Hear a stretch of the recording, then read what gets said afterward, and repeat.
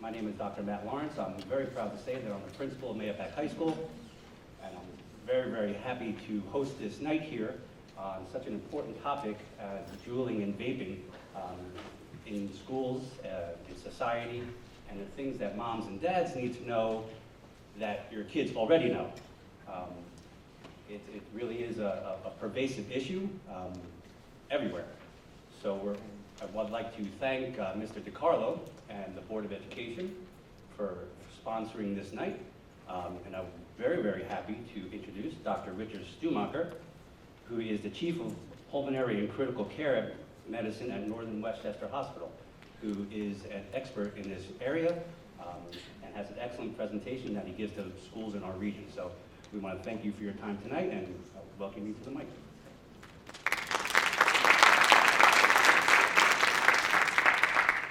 Thank you very much, and I just want to say that out of the close to a dozen schools I've been to, this has been the nicest and the warmest welcome I've received, and I'm very impressed with what's going on here in the back with the drug crisis and the information that you guys have, so it's excellent. I have a fairly involved, a lot of information in my slide deck. I go a little bit fast because I like to do this in about 45 minutes. That's about as much as anyone can pay attention. And then spend as much time as you guys want asking questions. And I'll stay here as long as you guys want and answering whatever you guys want, but usually people are tired at the end. If I'm going a little bit too fast, I apologize, but it is being taped, and then you guys will be able to kind of look at this and see it afterwards. I will hand my slide deck to the school administration so you can kind of look at it slower and, you know, and chew it up at your own kind of pace, all right? So I apologize if I go fast. It's just that there's a lot of information here, and I want it to be in a way that everybody, the most important things get covered. Just as a background, before working at Northern Westchester Hospital, I spent 13 years at St. Barnabas in the Bronx, and I got the hospital to become a smoke-free campus about 10 years ago. And then I got into smoking cessation at that time as a lung specialist. It was very difficult for me, giving people difficult diagnoses like emphysema and cancer and talking about ventilators and long-term strategies in nursing homes.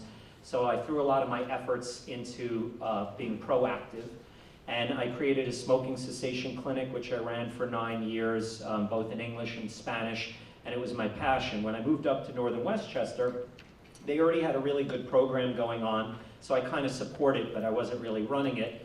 And then Nita Lowy asked through one of the board of directors at the hospital, did anyone know about vaping? So everybody came to ask me, and then I started to learn. And as I started to learn, I became a little bit scared, and then I became very scared.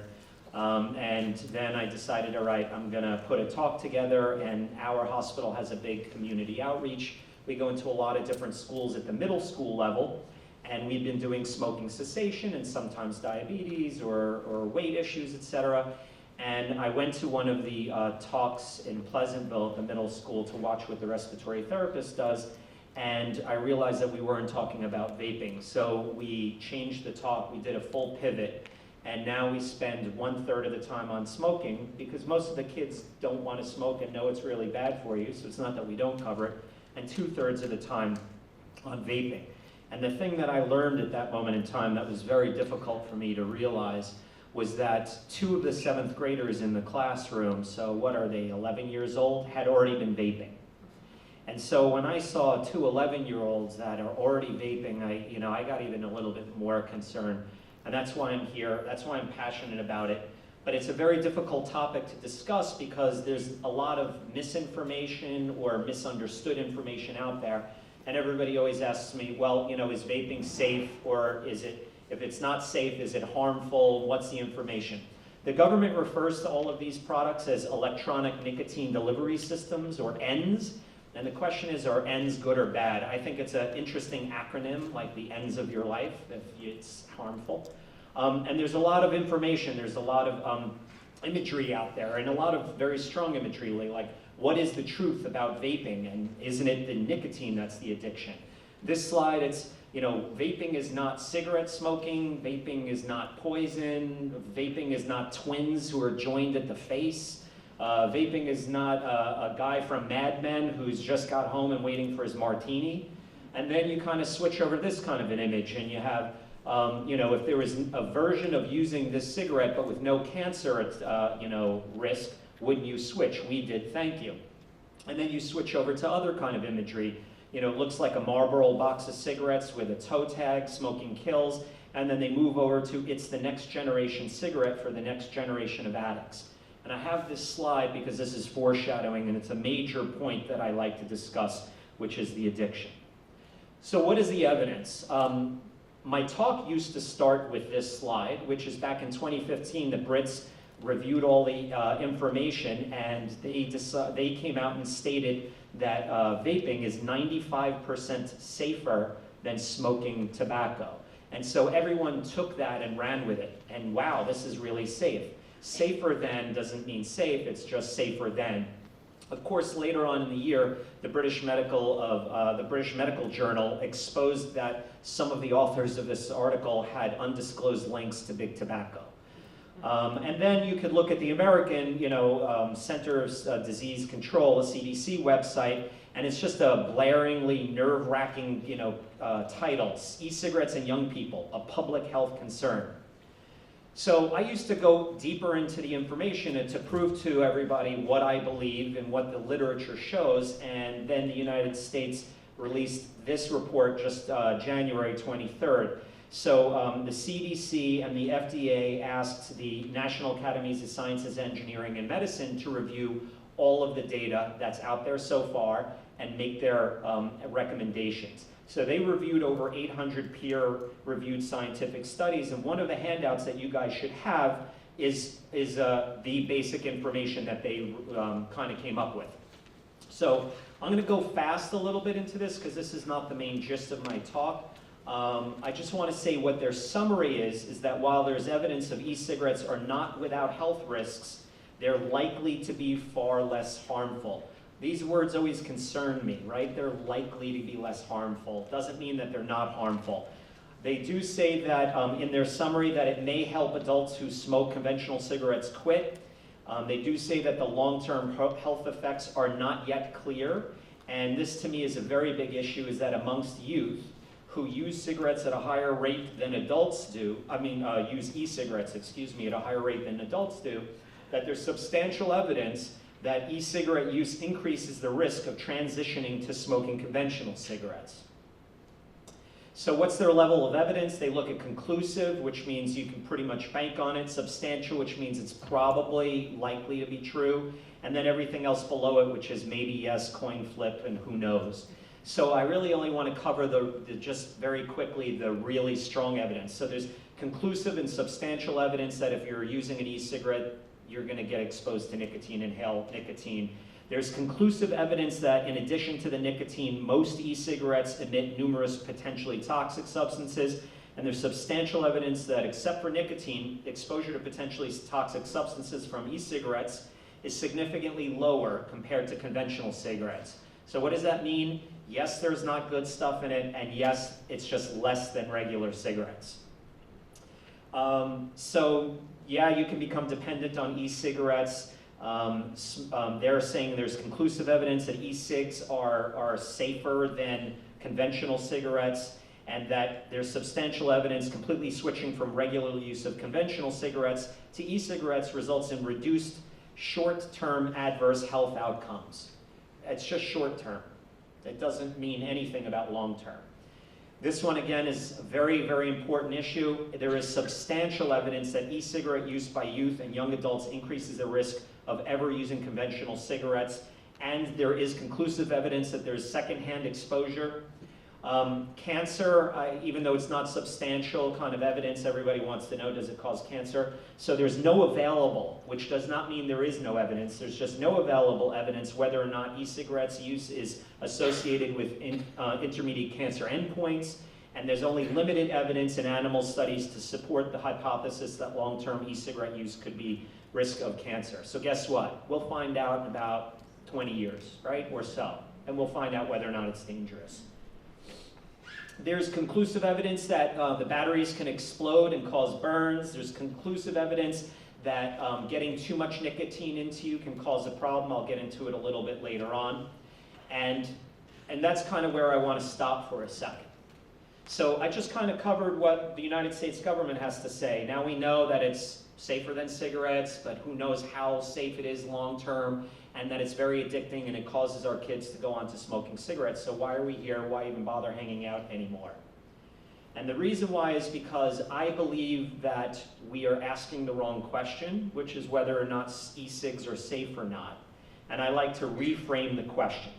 So I'm going to start off by talking about nicotine and nicotine addiction. So nicotine is a normal chemical. It's in all of us right now, whether or not you smoke or not. It's a neurotransmitter. It means it's in our brain and our nervous system.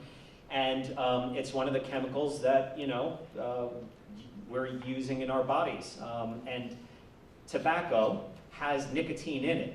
And when you take a puff of a cigarette or an e-cigarette or chew or whatever, it gets nicotine up into your brain. If you're taking a puff of an e-cigarette or smoking, it gets up into your brain in about 7 seconds. When it hits your brain, it causes a release of one of the chemicals called dopamine. Dopamine affects the nucleus accumbens and a couple of other areas in the brain, and the long story short is that it makes you feel pleasure and calm. So the nicotine triggers the dopamine, which makes you feel good.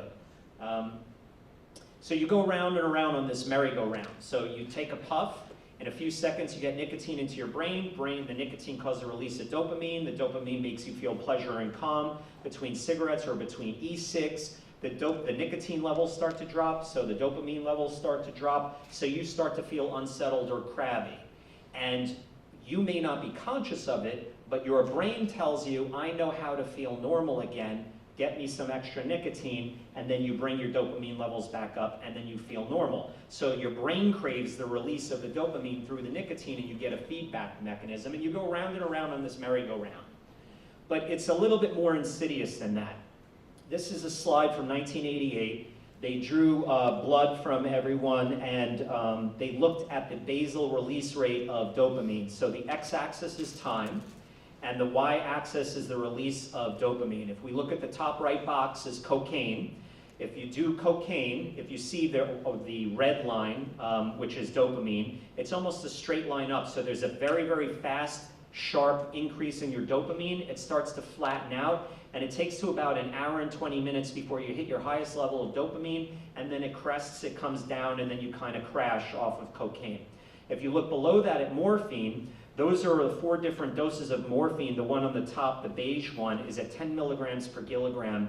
In my 20-plus years of working as a doctor, I've never given that much morphine to anyone ever.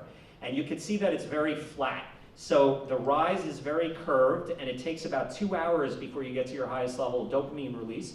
And the reason for that is because whoever invented morphine, although I guess I should know who it is, didn't want there to be an addictive quality to it. So it's purposefully rounded. So if you look at nicotine in the bottom left, almost immediately it's a straight line up in about 10 to 15 minutes. Bang, straight up, and then there's a crash straight down. The only thing that works as quick and as strong and as powerful is amphetamine, like crystal meth, and but you could see that the release is crazy, right? It goes up to 1,000. But the reason why this is even more insidious is the use of nicotine, right? So researchers studied pack-a-day smokers, and it takes about 10 to 20 puffs to get through a regular cigarette, depending on what kind of mood you're in, whether or not you're at work and squeezing it in, whether or not you're relaxing at home. And every time you're taking one of those puffs, you're like that mouse in that commercial where you hit that button and you're causing the release of pleasure inside your brain. So if you're doing 10 to 20 puffs of a cigarette and there's 20 cigarettes in a pack, between 200 and 400 times every day, you're giving your brain that message of release dopamine, release dopamine. And then you're doing that every day for 10, 20, 30 years. Nobody does that with crack cocaine. They would die in a day, right? I mean, I did smoking cessation in the Bronx for 9 years. All of my patients, all of them, were ex-crack, ex-heroin, ex-alcohol, or polysubstance, and every single one of them told me that the hardest thing to come off of was nicotine, and that's why they were in my room. They could not break cigarettes. It's probably, in my mind, the most addictive substance known to mankind. So you're doing it all day long, and you're doing it for 30 years, you create a new mechanism in your brain, a new feedback loop, and you can't get out of it. And that's why it's so hard to quit smoking. So we've established that nicotine is highly addictive. What about nicotine in the adolescent brain? I saw this cartoon and I immediately thought of my son. It's incredibly accurate. The area in the front called the prefrontal cortex is the area of the brain that develops the last. It's the slowest to develop in a human being. And the prefrontal cortex, which on this slide, I don't know if it's showing up. I have another slide where it shows up a little bit better. To the top left is a 5-year-old, a brain of a 5-year-old, and then down to the bottom right is the brain of a 20-year-old. And yellow-green is least developed, and dark purple or blue is the most developed. So this slide is showing you that it takes that long for that area of the brain to develop. Well, that area of the brain is responsible for judgment and decision-making. And there's a lot of literature and research, not with nicotine and not with adolescent, et cetera, nicotine and smoking e-cigs, but in just adolescent behavior medicine, why 16-year-olds do the things they do, why adolescents and young adults take such risks, and then you stop taking those risks later on. And the reason why is because that part of the brain is the last to develop. And what's interesting is it takes till about 25 years old, 27 years old before that area of the brain is fully developed. And I've come to realize that that's about the age that your children come back to you and say, Mom, Dad, you know what? I realized you were right all along, and you're really awesome, and you were such a great parent. It takes them till about that time for them to kind of come to that realization. So what does the nicotine do to the adolescent brain? It can disrupt the growth of brain circuits, it control attention, learning, susceptibility to addiction, and that's the problem. This increases their susceptibility to addiction, nicotine does, at exactly the wrong time and the wrong age. So it increases your risk for psychiatric disorders, for cognitive impairment, and attention deficit. So it is the absolute most addictive substance that we're giving to our children at the absolute worst time in their brain development for highest risk of becoming an addict or a nicotine addict. So why is it so hard to talk about that you shouldn't be vaping? And the problem is that it's very easy to talk about how dangerous cigarettes are. I just show this cartoon to my smoking patients and I say, who would ever want to drink paint or ammonia or methane or arsenic, et cetera? If I gave you a glass of it, you're not going to drink it. And we know that there's over 7,000 chemicals in a cigarette. We know that there's 79 carcinogens in each cigarette. And then you go and you look at the literature in the vaping community, and even the medical community is divided over whether or not vaping is safe or not. And so far, there has yet to ever be a disease or a case of a patient that we can say they got this disease because they're vaping, yet. And so if you want to be pro-vaping, you could say, hey, look, it's a lot safer. And obviously it is a lot safer, and I'll come back to my point that a lot safer doesn't necessarily mean safe. So these are a list of the 42 chemicals that have been identified so far in electronic cigarettes or e-cigs. The one with check marks are harmful to your health. The one that are red are actually in secondary e-cig smoke, or not smoke, I guess, vape. One of the issues people talk to me about is popcorn lung. So there's something called flavorants. Flavorants, and a lot of these chemicals here are flavorants, are chemicals that cause a certain flavor in the e-cigs.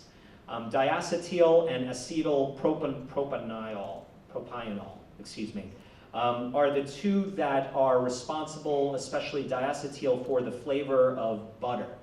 And so back in the 70s, when they first started coming out with microwave popcorn, a whole bunch of people in the factory came down with this horrible disease called bronchiolitis obliterans, which is fancy to say that their lungs were all scarred up, and they went on to have horrible lives on oxygen and ventilators and died earlier in life. And they decided to call it popcorn lung, not because it looks like popcorn in your lung. So those same flavorants are in the e-cigs. And so people who are pro-vaping will say, well, the FDA says that this is safe for food consumption. and it is safe for food consumption. But unfortunately, vaping is different than food consumption, right? The acids in our stomach are about 4.5. The rest of our body is about 7.4. So it wasn't intended to be inhaled into your lungs. Maybe it's okay to be destroyed by stomach acids. So scientists are now researching inflammation, precancerous transformation in animals. It'll take 5 to 10 years before there's a really good body of literature. It'll take 20 or so years for us to find out exactly what these vapes are doing to people. Propylene glycol and glycerin, which are in most of these products, are known to break down into formaldehyde and acetaldehyde, which are definitely carcinogenic. So this slide I threw in here because this just came out last week. So this is from the Pediatrics Journal from March 2018, and these guys were looking to see whether or not you can find some of these chemicals in adolescents who are vaping. These are the unpronounceable chemicals on the left side that they looked for, and on the right is the scatogram. They looked at kids who don't smoke versus use e-cigarettes versus cigarettes. So although it's not portraying very well, the left little boxes are non-smokers, the one in the middle are e-cigs, and the one on the right are cigarette smokers. And you can see the boxes all the way to the right are much higher, and those are because we know there's a lot more chemicals in the cigarette, but all of the chemicals in the middle are still higher than the non-e-cigarette users. So what was their conclusion? They found that these chemicals, which I'm not going to try to butcher, were significantly higher in e-cigarette only users compared with controls, and their conclusion was these findings can be used to challenge the idea that e-cigarette vapor is use, and that the volatile organic compounds that they identified are carcinogenic, and although I didn't underline it, messaging to teenagers should include warnings about the potential risk from toxic exposure to carcinogenic compounds, which are in these products. So this just, last week. When I dug a little bit deeper into the study, I found something very interesting. So it's a very small study. On the top, you can see the e-cigarette users were only 67 kids.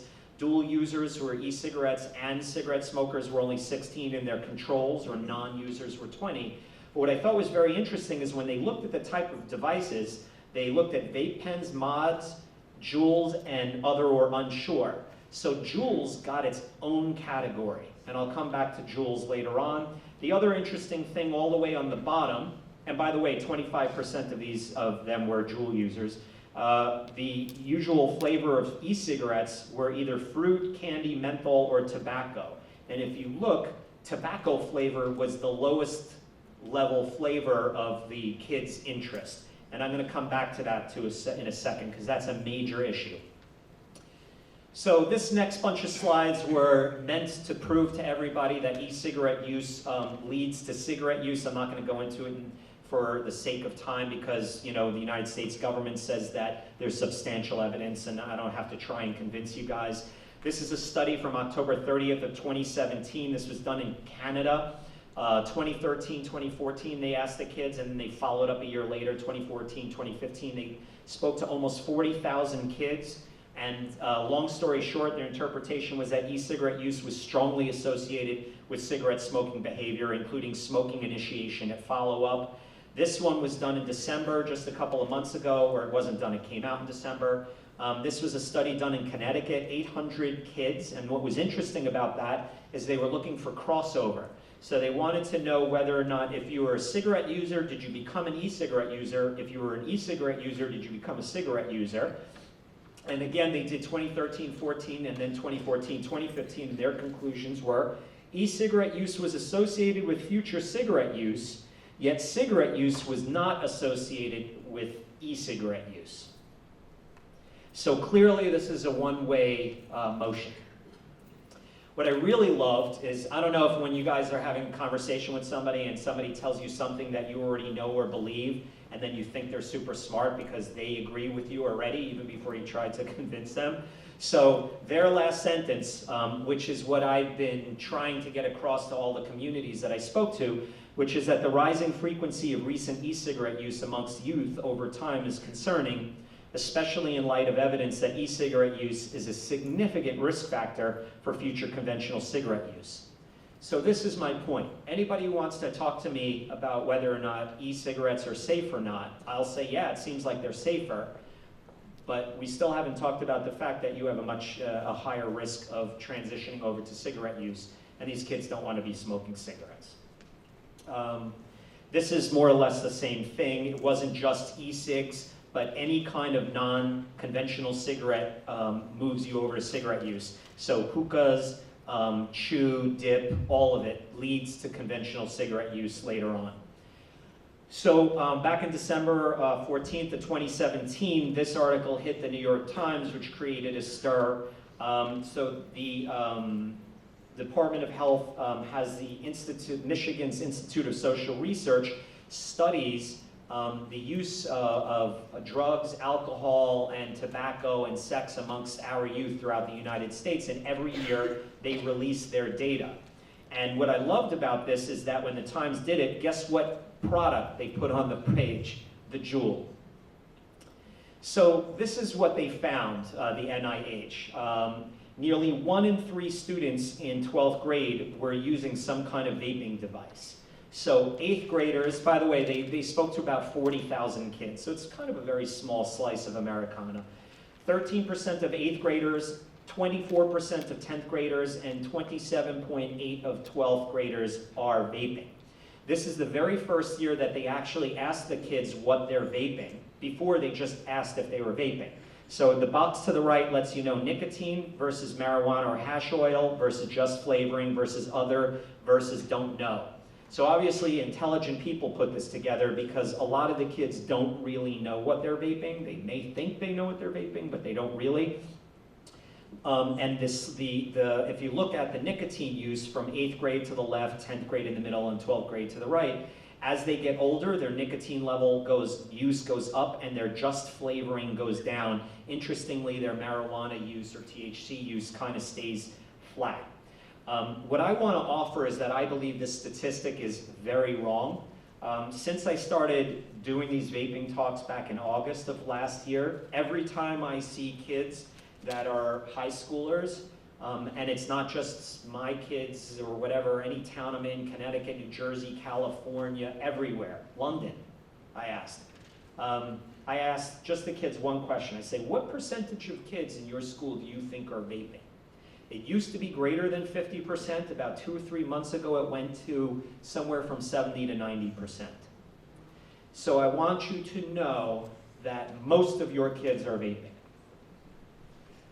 And they don't know that it's bad for them, and they have no idea that they're becoming nicotine addicts, none whatsoever. So I think this is a very important topic that we have to kind of get out ahead of, and you have to educate yourselves and the children, and I'm going to get to that in a little bit. So why is this even worse? If you go to the FDA website, in 2013, 2014, they found that 81% of the current youth e-cigarette users cited the availability of appealing flavors as the primary reason for why they are vaping. And so there's a ton of flavors out there. And if you could look to the right, they come in these little canisters that look just like candy that you could get. You know, you could get a strawberry flavored candy drops, and then you drop them and it looks exactly like that.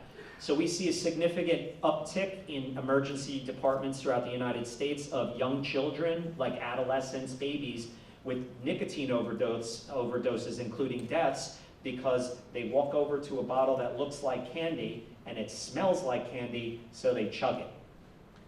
So how insidious is it? I mean, if you look, exotic flavors, fruity flavors, savory, tobacco, menthol, and then this one I had to include because I thought this was just a restaurant menu, and I got really hungry when I was looking at it. You know, crepe, cookies and cream, tres leche, frosted loops donut. Like, I want a frosted Fruit Loops donut right now.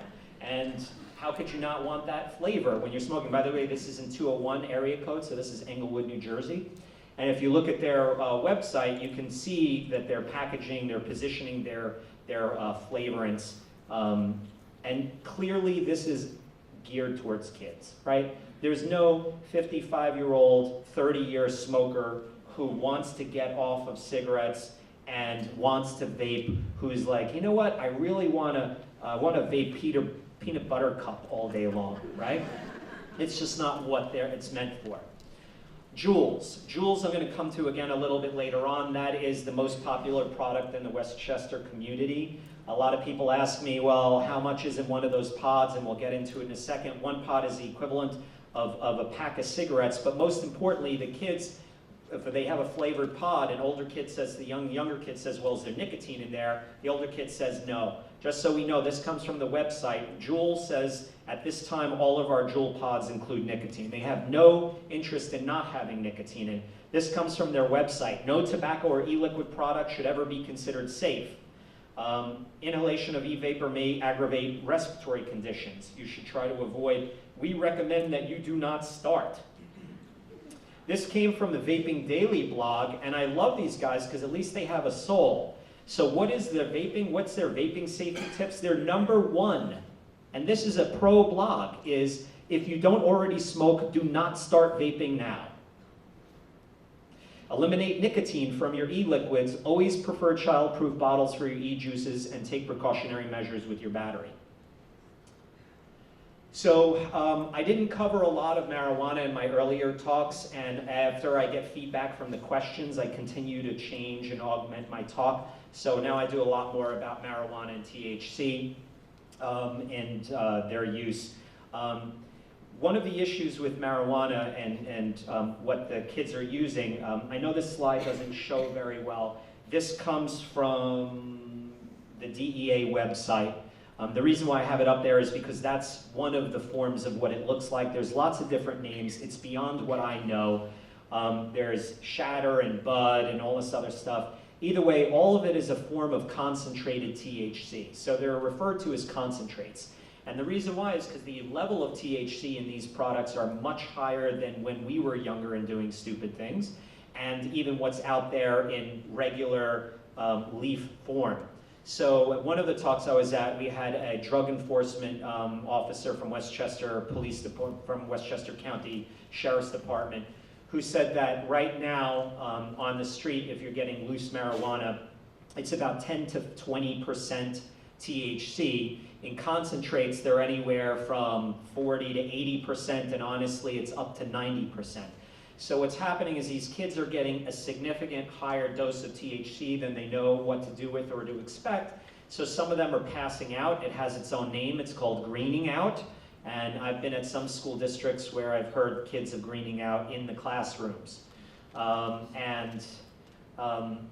Part of it is that the kids just aren't ready to handle this. We in our emergency room in our ED at Northern Westchester have had a bunch of adolescents and young adults come through our emergency room from problems from vaping marijuana. We all know that marijuana does affect the adolescent brain in negative ways, just like nicotine. It lowers your grades and exam scores. You're less likely to enroll in college. You're less likely to graduate. You're less likely to have satisfaction with life, et cetera, et cetera. It drops your IQ by up to 8 points. And as the perception of harm of marijuana decreases, the marijuana use increases. Interestingly, right around that time of adolescence and the brain development that we're talking about. So this is a big deal. Here's the obligatory horrible picture of a battery exploding. So what's my opinion about vaping and whether or not vaping is safe or not safe? And I tell everyone that it's a distractor question, intentionally out there to get you into a discussion that really has no answer, or really no good answer. I don't care whether or not it's safe or not. To me, the real question is should we allow our youth to vape? And the answer is absolutely not. There's absolutely no reason why any young person is vaping anything at any time. The lungs were meant to only have one thing go into them, and that is air, not any other products. So it's my opinion that vapes and e-cigarettes are an acceptable tool to use for smoking cessation. I want you to know the literature is actually not great. There's 50-50 on whether or not it actually helps or just keeps you addicted to nicotine in another form. My feeling is that you should, if you actually smoke cigarettes or pipes, or et cetera, you should go to a smoking cessation program. You should get off of nicotine and off of tobacco. If you failed conventional methods, if you failed acupuncture and hypnosis and whatever else you want to do, and you tell me I just can't get off of cigarettes, then I'm going to tell you then yes, you should be vaping rather than smoking, and then you should use your vape less and less and less till you eventually wean yourself off of nicotine. I believe non-nicotine flavored liquids is a gross and obvious gateway product, which is specifically aimed at our youth to enter into the nicotine addiction marketplace. I believe that there's a significant amount of money. Right now it's a $5 billion industry, projected to be up to $10 billion in the next 8 to 10 years. So there's a significant amount of money out there to turn your child into a nicotine addict. And I believe that you should protect your child from becoming enslaved by nicotine, which is, in my opinion, the most addictive substance known to mankind. Trust me that you're going to spend an incredible amount of time and money and emotion battling a nicotine addiction over the course of their lives. It's my belief that the ever-increasing vape use and the fact that vaping clearly leads to cigarette use is going to result in catastrophic health issues about 20 to 30 years from now. So I know it sounds all doom and gloom and oh my God, it's really horrible, it's really not that bad at all. Your kids are great. This information is just going really fast. It's a new era. Information goes really fast. It's hard to keep up on it. What's really difficult about this is that there's a highly addictive substance in it, and there is stuff that you guys can do. So what can you do? You can educate yourselves. So kudos to you for being here, but I'm not the end-all, be-all. There's a ton of information on the internet. There's other places to go. The more you educate yourself, the more you can have good conversations with your kids. About having conversation with your kids, my advice is to have very open, honest conversations, not yelling, not talking down, not talking to your kids about their use, about vaping in general. And someone at another talk offered this, and it really works. We advise the car ride conversation. So the car ride conversation is great because if your kid is younger, they're in the back seat. If they're older, they're in the front seat. Either way, it's not an eye-to-eye discussion. So it's a little bit more impersonal so that they could be a little bit more open and honest. And the best part is there's an end to the conversation, right? Because you're going to get out of the car and then you're going to go into the supermarket or you're going to go to the store or whatever you're going to do, and there's a known end. If you walk into your kid's bedroom right before bed and sit down and say, I want to talk to you about vaping, there's no end in sight to that conversation. And why would any kid want to talk to you about it at that time? They're just, Mom, go away, get out of my face, I don't vape, and then that's the end of it and you're done talking. What you need to do is have a dialogue. The dialogue has to take place over a long period of time. Other things you could do is meet with school leadership, and you guys clearly have very good leadership here with a lot of involvement, and then also at your local government and your legislative areas. So I'm going to educate you a little bit deeper now. An electronic cigarette is made up of only 3 parts. There's a battery, then there's an area to put the liquid in, a vaporizer or an atomizer, and then there's just a mouthpiece that you inhale it out of. So they can look like all kinds of different things. You could have specially made just for you. You could modify them. You could do whatever you want. If you look at the picture on the bottom right, the 2 on the left look just like cigarettes, so they're e-cigs. The next 2 over, the green one and the red one, are more like pens. So they really look like pens, and you can just keep it in the classroom, and your parent or your teacher, you see it laying on the desk, you wouldn't know that it's an e-cig. The next one is a vape pen, a mod pen. And actually, maybe it is a good time to spin these things around so everybody can touch them. But you can put the juice in it. And then the next ones are a little bit more mods. So what mods is, it's a fancy word that you could modify it and you can kind of improve it. And then, of course, it could look like a cigar or a pipe. I've asked them to hand around this stuff. I think it's very important for parents to actually touch this, to know what it looks like, what it feels like, so you know what you're looking for. At least you could have a good conversation with your child about what they're using. Hopefully everything will come back to me, because it's weird when I have to go into a vape store and buy stuff for me. I'm always worried that some parent is going to see me buying this stuff and just be like, it's going to go on Mayo Pack Mom, Stumacher's a fraud. So this is just a picture of how crazy the mods actually get. This I put in only because clearly engineering is involved here and how you can kind of create and design your own mods. This is way more advanced than I would ever know or understand. So this is what most of the kids in this school district and in Westchester are using. This is called the Juul. If you look in the bottom right, it is a USB port. That is how you refill the battery. So the battery looks like a long memory stick that plugs right into your computer. So you can walk into your kid's room and they could be charging their Juul and you wouldn't know. The kids are charging these things in school all day long. There's no way the teachers can see everything and know what's going on. And a starter pack on the top left goes for $50 or $80, I can't remember. So it comes with the charger, the battery, and then those are the pods. The pods have liquid in it. They have different flavors. There's contests on what's the best flavor, how you make the best vaping stuff, and then those go for $5 a pop. So it's $5 a pack of cigarettes instead of $15 a pack of cigarette. There is an odor to it. Everybody asks me, is it odorless or not? It's a very, very faint odor, and it goes away very, very fast, and it's not going to stay on your kid's hair or your clothes. Just so you know, there's a very big secondary market going on the buses, in the schoolyards, and everywhere else. These kids are selling this stuff to each other. The little battery thing, I mean, my kids lose their phones and then we'd spend an hour trying to find them. So could you imagine trying to keep track of that tiny little charger thing? So those things go for $20 a pop, and kids are making good money off of this stuff. Fix is their competitor. I don't know if it's popular up here. It's basically the same exact thing as a Juul, except for it's diamond shaped. It was popular for a while because the pods have twice as much juice in them, so you're getting more bang for your buck. But Juuls are so popular, it's kind of become a verb. You're Juuling, so it's like Xeroxing or iPhone or whatever. It's that popular. I have this picture because in the bottom left, you can see somebody injecting some juice into it. So when you're done, you can go buy e-juice and then fill it up with whatever flavor you want, so you don't have to keep buying new product. This may be coming to a theater near you. This is one of those mods, like I was showing you these ones.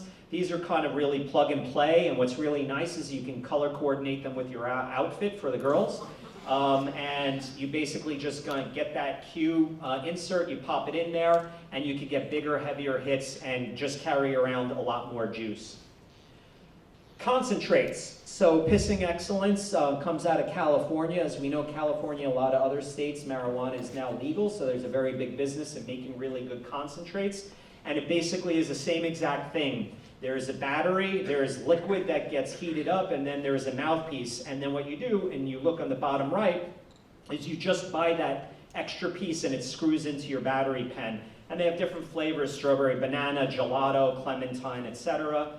So these are just different pictures of it so you know what you're looking for. On the bottom right, their USB port looks a little bit different than the USB port of the Juul. So it kind of screws right in rather than kind of makes an L shape.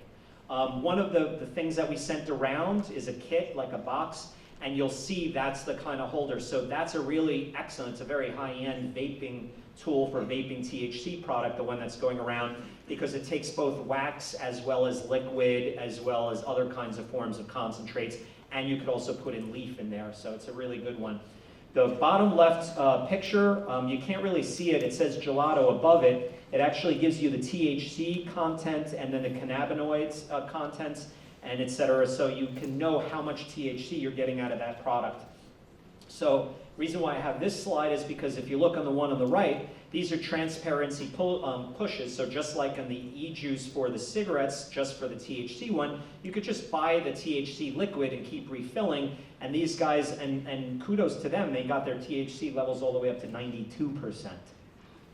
Right, it's crazy. And then on the left, you can see all the different, so their products are both liquids, push applicators, and then shatter, nectar, terp butter, sugar batter, crumble, and sauce. And I read it and it said it's really just all the same thing. It's just kind of what kind of texture it has. So if you see these things laying around in your kid's house, other than being concerned that they're using heroin, it may not be, and it may hopefully just be THC. You can look at the one on the bottom right. Those are which plant extracts and how much, how much THC, so you know what you're buying. Yeah. Did I miss a slide? I'm sorry, I missed this slide. So if you look at the top left, it says solvent-free. a big issue with how these products are made, especially at home, is how you get the concentrate. So what they do is they take the marijuana leaf and then they make a concentrate out of it, so they have to burn stuff off and make it into a concentrated thing. So one of the things they use typically is butane. And so if you get your product from a disreputable person who's cooking it up at home, there may be a lot of butane left over, and clearly inhaling a lot of butane into your lungs is going to be no good for you. And people out in California who like to be totally healthy and whatnot, so they want solvent-free, right? So look, it's advertised right there on the right. It's called TKO, and it's discreet, and it's also award-winning, so that there's almost no odor to it. So everybody asks me, is there any odor to the marijuana? So twice so far in the last 4 or 5 months, I've been at adult parties where adults have used these products. So, and I'm not interested in this stuff, so I said, all right, go ahead, take at it, and let me see what it smells like and what's going on. You could barely tell, just barely. And it goes away like that. So the old days of saying, yeah, I can smell it coming out of little Timmy's room are mostly gone. So if you look all the way, the really bad one, it says no propylene, no glycol or glycerin, right? Those were some of the products that we know that lead to cancer later on. So now you know what you're looking at. How do you talk to your kids? The other tear sheet that you guys should have is a tip sheet for how to talk to your teenagers about it. And I want to advise this. So as a physician, I'm trained how to be an agent of change. And just sitting in an office and telling somebody, you better eat healthy, doesn't go as far as having a conversation about why it's important to eat healthy and what strategies you can use to eat healthy, and giving positive feedback and having a dialogue over a period of time. So clearly with talking to adolescents, you want to use a technique called ask, don't tell. So you want to ask them questions and you want to engage into conversation.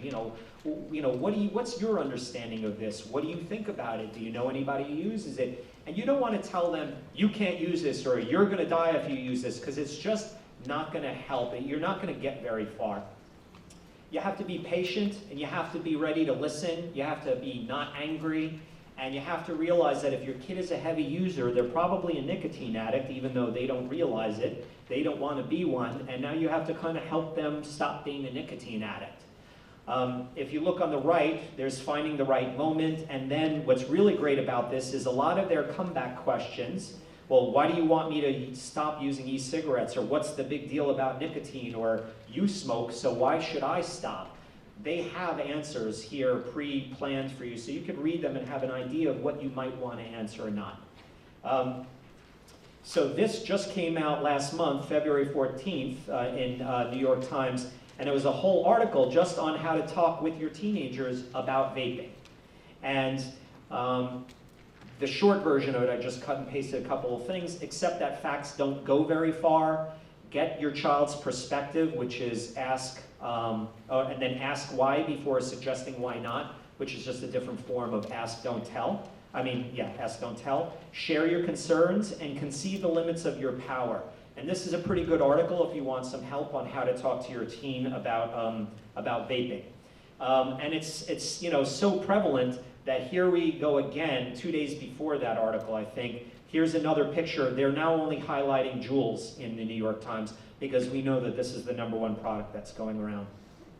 So a couple of slides I got from my friend from Power Against Tobacco, from Maureen Kenny, about what to do at the legislative level. Just so you know, New York State banned vaping anywhere back in October of 2017. This is 2 photographs Maureen took from a convenience store somewhere in Westchester. If you look at the slide on the right, it just looks like a regular candy convenience store. Here, the one on the left, right above the ice cream thing, are all the vape products. So they're right in front of your child's face because there's no rules or laws about where the vape products have to be placed. Although there is with cigarettes, there isn't with vape stuff. So there's the Clean Indoor Act. You can't vape in hospitals, schools, public places, inside buildings. Interestingly enough, in New York State overall, the age to purchase vaping products is only 18 years old. In New York City, it's 21. In a couple of other counties, it's either 21 or 19. When I gave the talk at Horace Greeley, the town supervisor was telling us who was there about what they're trying to do in Chappaqua. They were changing the vaping purchase limits to 21 years old. You can rezone your areas. So what they were doing is they were changing their zoning laws in Chappaqua, 1,000 feet from any house of worship or playground or school or whatever, and that means that you're not going to get a vape shop in there. And so I don't know all the solutions, but there are people to reach out to work at the local government level. Although I don't have a slide about it, all these schools that I go to, they all want to know what the teachers are doing about it. Everybody knows that the kids are vaping in the bathrooms. There's all these questions about what can the school do. And what I believe is that this is so difficult because of how addicting nicotine is, and because how the information goes so fast, and because of how easy it is to get it, and because of, I don't know, just the culture, that it really requires everybody kind of pitching in on this. It's probably impossible for the schools to prevent every single kid from doing anything that they can't do, and I know that all the principals and the superintendents all meet, share their strategies, and I've seen just in the last 6 months a significant move towards a lot of really great things that each one of the schools are doing. But at the end of the day, it really requires the parents' involvement and also the children's involvement in their education.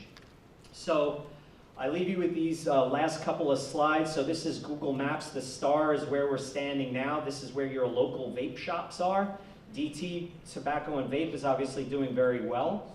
And then I realized that vape shops aren't the only places where you can get these products. So I went to the Juul website and I put in your zip code. And all those little blue dots are places where they sell Juuls. So all the gas stations do. So Route 6 does, Florey's Mobile does, et cetera, et cetera. Honestly, the kids can get it online, very easy. And because it's still only 18 years old, anybody who has an older sibling can go get it and then sell it or give it away anyway. So I just want to leave you with this. It's not so bad. The kids don't really know what they're getting themselves into. It's a nicotine addiction. It's a huge business worth billions of dollars. It's in their interest to keep the misinformation going and to target your kids with flavored nicotine products. My advice to you is to have really good, open, honest, prolonged conversations with your children. If you think it's bad here, wait till they go on to college where it's even more pervasive than here. And if the United States is going to have 70% of their kids all vaping in high school, or 90%, what percentage of them are going to go on to smoking cigarettes later on? Even only 10% of them. It's going to be horrific. Thank you.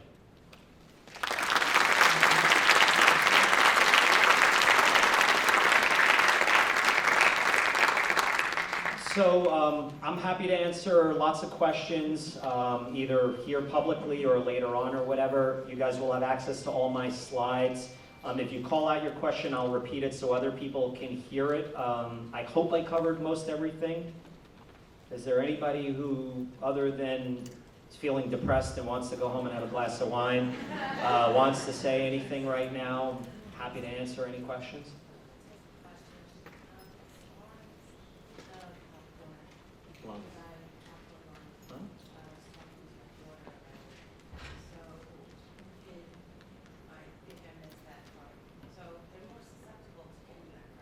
So the question is about popcorn lung and vaping. And the question is, are they more susceptible? And the answer is unlikely. So popcorn lung came from factory workers who were inhaling diacetyl all day long for a couple of years and then got bronchiolitis obliterans. The amount of diacetyl that's in each one of those pods, I don't know, but I would imagine is much less. But I don't know if you're going to vape for 30 years that you're not going to get bronchiolitis obliterans later on. So I hate to use, you're going to catch that disease if you do this, as an argument for young people who are very smart and savvy and they can read up on all this stuff anyway. And plus, if you open up, you're going to read blogs. All the blogs tell you that it's safe and it doesn't cause any diseases and that the medical community is just trying to hurt people. You know how they twist this? They say doctors who go out and say that vaping is not such a great idea are horrible because of the lives that they're putting at risk for people who are smokers who would otherwise transition to vaping. To the point that somebody actually made a real feature-length movie called A Million Lives, bashing every doctor, saying that the doctors are killing cigarette smokers because they're saying that vaping is no good. That's how crazy it is. There's a lot of money by Big Tobacco behind the push. I'm not going to get into it for time's sake, but what we're seeing right now is exactly the same thing that happened in the 80s and 90s when we were starting to realize how dangerous nicotine was and tobacco. And if you saw that movie about the guy, the whistleblower, all of those things are happening right now. I believe vaping is much safer than cigarettes. I believe that it's probably dangerous somewhere down the line. I believe that if you're an adult and that's what you choose to do, so be it. I believe no kid should be vaping because I don't want our kids turned into nicotine addicts. I think nicotine addiction is a serious problem. Juuls are the #1 like teenagers and Mhm. and Juul is, the brand, so, and like girls, so. Yes. So our comment is Juul is the brand. It is. Right. It is. But I asked your faculty here, and they're telling me that they have new products that are coming down the line that people are interested in here. And I think at the end of the day, you're not going to keep up with the products. You have to keep up with the messaging, which is, do you really want to be a nicotine addict? And then they have another one that looks exactly like Juul, but the kids won't take it because it's not actually Juul. Right. It's not cool. So the Juul packaging, it's anywhere from $80 to $100 for the starter kit. Yeah. And then for 3 to 4 pods, I think it's $20 for the pods. if we get a package of 4. four, Right. it's $30 to $40. Up here, it's $40. Okay. If you go to one, the kids will know where to go to find it cheaper. Yep. I was trying to talk to my kids at doing this. Right. So it's like Give them the fact sheet. Give them the sheet from the National Academy of Sciences and let them read about the what it is. Yep.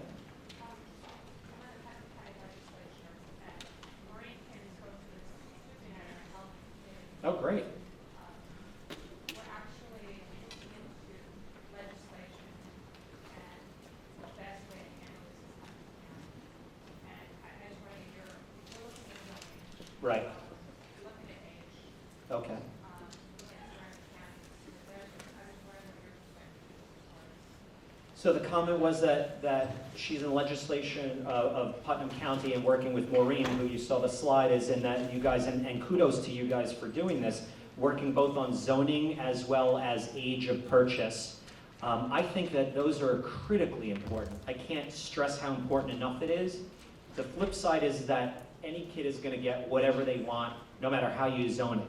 So I think that's important, and I think messaging and having the kids understand and be a partner in this. So some of the school districts that I went to, they have peer committees, the kids are in peer committees, and having the kids teach the other kids about some of the facts about Juuls that they might not otherwise know. And I believe that that will be very impactful, especially at this age range, actually at any age range, right? Peer pressure works, and this is not peer pressure for negative sake, but for information, education, and kind of having an understanding of what's going on. So I'm glad you're doing that. That's great. And I think what you're doing here is by educating parents to stand, I think that's the most important piece. Because I have kids in my house all the time. Right. And I found this little thing, what is this? I had no idea what it was. So Yeah. Yeah, my kids know because, since they're young, I'm very much against smoking cigarettes. And so they're, shell-shocked by it. But all their friends are vaping. And I'll tell you, the respiratory therapist with the middle schoolers, we have her have the middle schoolers practice how to say no when they're offered it at a party. So after we teach them a little bit about it, we say, listen, so we know for sure you're going to be at a party, and we know for sure there's going to a kid that's going to say, here, you should try this. It tastes delicious, and it's going to smell really good. So what are you going to say no? Because now you're going to feel like you should. And just practicing how to say no, to have actually said no, even in a workshop or something like that, I think helps and gives them the power or the voice to be able to say no at that moment in time, because they've done it before, even if it's just practice. Role play works in these situations. Any other questions? Yeah, or comments? If my child's at a party and they're vaping with the marijuana in it, Uh-huh. how does it affect the keeping home person who drives the car? So it's illegal, and it definitely impairs driving, and it's horrible, and the kids think it's no big deal. They feel like they can drive impaired from THC better than they can drive impaired from alcohol, so they see it as a less harmful thing. Again, I go back to that slide of the brain development and risk-taking behavior, etc. What the kids don't know, and I forgot to mention, so I'm sorry a lot of the people have left the room, one of the fun facts that I've learned in my journeys is that in New York State, being caught with less than an ounce of loose leaf marijuana is a misdemeanor, but being caught with product with concentrate is a felony. And so now you're getting brought to jail and released very fast, and now you're going through the judicial process, and you're going to have to hire a lawyer, and hopefully they can keep it away from your college records, et cetera, et cetera. So the kids don't know that. I didn't know that. So I'm sorry, to answer your question, you have to tell, ma'am, I'm sorry. I just want to finish up. What you have to do is you have to get your child to understand that driving impaired with marijuana is both dangerous and illegal, and that they have to consider it the same thing as alcohol, not safer than alcohol. So how long would that stay in his body? I have no idea. I mean, it stays in your body. You can detect it for days to months later, depending on if you're checking a hair follicle, etc. How long are they impaired for? I have no idea. At what point are they no longer impaired enough to like be safe driving? I have no idea. And it depends on how much they're smoking, or what their ability to handle it is. The answer should just be no. It should be a never event, right? It's not like you could say you're allowed to have one drink and then your alcohol level is going to be below the legal limit so that you can drive. There isn't anything like that I'm aware of for THC. I'm sorry, were you asking me? Just waving and saying hi? Thanks, man. How do you Yes? test for it, though? You need a blood test to test for it. It's not like you can take a breathalyzer to know that you drank too much and Yeah, so it's a lot trickier for a marijuana, but it's very obvious to tell that you're impaired. Yeah, it's a urine test. I think there may be a saliva test, but don't quote me on it. But it's not anything that's going to pop. Your police car is not going to have it on them. And I think, and again, I'm not the expert on this, that if you refuse to be tested, then it kind of weighs against you in a different way. It doesn't really matter. If you're in this business, you can tell that somebody's high. You just talk to them and you know right away they're impaired. But as a parent, if you want people to do a urine test, doctor's offices have to also, along with the urine test. I mean, it's not a deterrent They to turn like a around. kid that they'd be afraid to drive and get pulled over because Right. they really have to get into a pretty bad accident to go up to the Well, police. that's part of the problem, right? Is that Right, these kids think that they're invincible and they think that it's safer to drive on THC, so go for it. Until they're going to hear a horrible story, they're going to keep playing Russian roulette. Yeah? The liquid nicotine that comes in, what do you call it, just juice? Yeah, e-juice is the vernacular. Does You it can go go into the vape stores and just buy it. through your skin? Yes, so it can be absorbed through your skin, so this has come up in other schools. I always advise the school administration to educate their bus drivers, because when they sweep the buses at the end of the day, they should also be looking for products.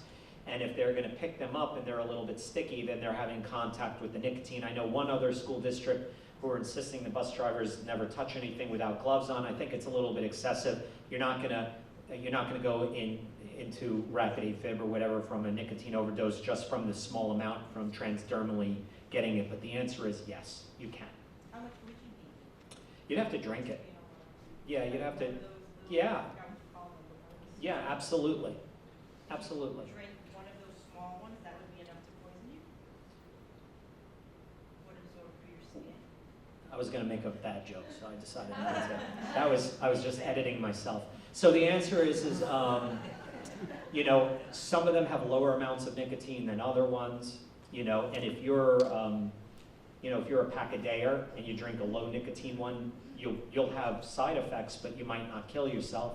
And if you're a 90-pound person and you drink one of the heavy ones, you might. So anyone who's ever taken a puff of a cigarette, a pipe, a cigar, ever in their entire life have all experienced nicotine poisoning. So if you remember the first time you ever took a drag on anything, you felt a little bit nauseous, a little bit dizzy, a little bit lightheaded, a little palpitations. That is exactly the beginning symptoms of nicotine overdose. Let me tell you how horrible nicotine addiction is. When I have my smokers, I say to them, do you remember the very first time you ever smoked a cigarette? And 75% of them will say yes. I say, how old were you? They tell me. I go, where were you? What were you doing? They tell me I was hanging out with Johnny and we were fishing and blah, blah, blah, and he pulled out a pack of cigarettes and I had a cigarette. And then I ask them what they get for Christmas that year, or for their birthday, or where they go on a trip, or anything that mattered to them in their life that year. And they can't tell me anything, but they can vividly describe the first cigarette they ever had. To me, that's scary. And that's what all our kids are doing right